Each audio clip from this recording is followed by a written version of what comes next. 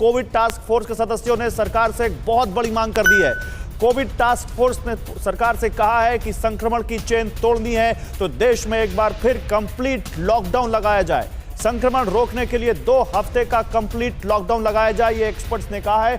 Lockdown पर केंद्र सरकार जल्द कोई फैसला ले सकती है, ये सूत्र बता रहे हैं। अलग अलग राज्य अपने यहाँ mini lockdown, weekend lockdown, break the chain, full lockdown सब कुछ लगा रहे हैं, लेकिन असर नहीं दिख रहा है उसका। और इसलिए अब कोविड टास्क फोर्स जो कि कोरोना से निपटने के मामलों पर सरकार को सलाह देती है, उसने कहा है कि 15 दिनों का, कम से कम 2 हफ्तों का लॉकडाउन, कंप्लीट लॉकडाउन लगाया जाए देश में।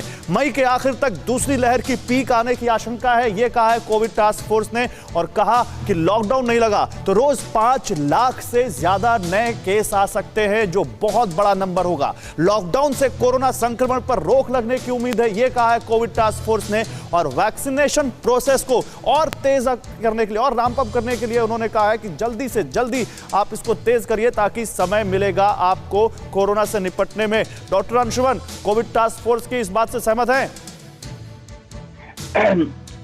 डॉक्टर एंथोनी फॉसी जो यूएस के एपिडेमियोलॉजिस्ट हैं, उन्होंने हिंदुस्तान की दुर्दशा देख के वहां से स्टेटमेंट रिलीज किया। क्यों किया? कि उन्होंने देख लिया कि हिंदुस्तान इस काबिल है ही नहीं, जिस तरह से मैनेज कर रहा है नाइट कर्फ्यू, जनता कर्फ्यू या इवनिंग लॉकडाउन, ये मैनेज नहीं हो पाएगा। तो उन्होंने रिकमेंड किया कि आप कंप्लीट लॉकडाउन करो। क्या फायदा होगा कंप्लीट लॉकडाउन से? 3 पर्पस हैं, मिटिगेशन, प्रिपेयर्डनेस एंड टेस्टिंग।